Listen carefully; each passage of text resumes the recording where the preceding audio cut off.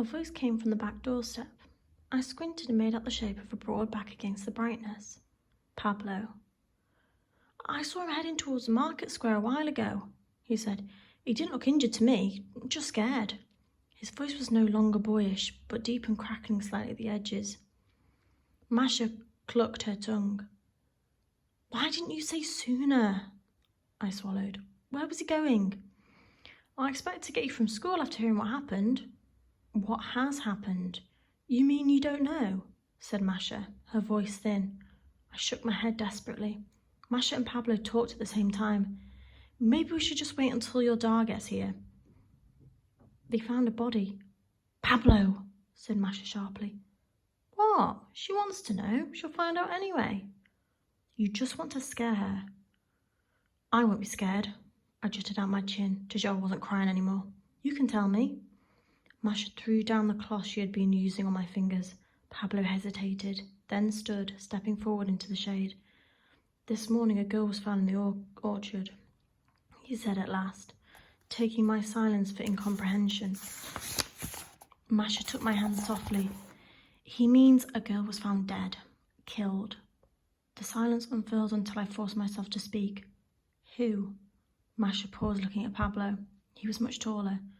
2 years had stretched him high as a man. I wondered if Gabo would have grown the same as me, or faster. A girl called Cata Rodriguez? I looked at him for a long moment, feeling nothing, hearing him through the pulse in my ears. I pressed my palm to my forehead to stop the rising flood of questions. Masha took it and held it between her own. Isabella, you need to rest. I opened my mouth to speak, but Masha raised a warning finger. Not one more word. I know you are worried about your father, but he's a clever man and he will be fine. I nodded dumbly. The governor has ordered a curfew until they sort all this out. Curfew? We are to stay inside. Your dad is probably stuck somewhere waiting for it to be lifted. He would never forgive me if I let you out of my sight. Not after a murder. A shudder ran through the three of us. I'll go home and wait. I rose, but Masha pressed me firmly back down. You will rest. The old woman stood and pushed past her son to reach the garden. I could see her picking something from a low shrub by the door. Pablo turned towards me. His face was broad but no longer round, cutting angles around the cheeks and jaw.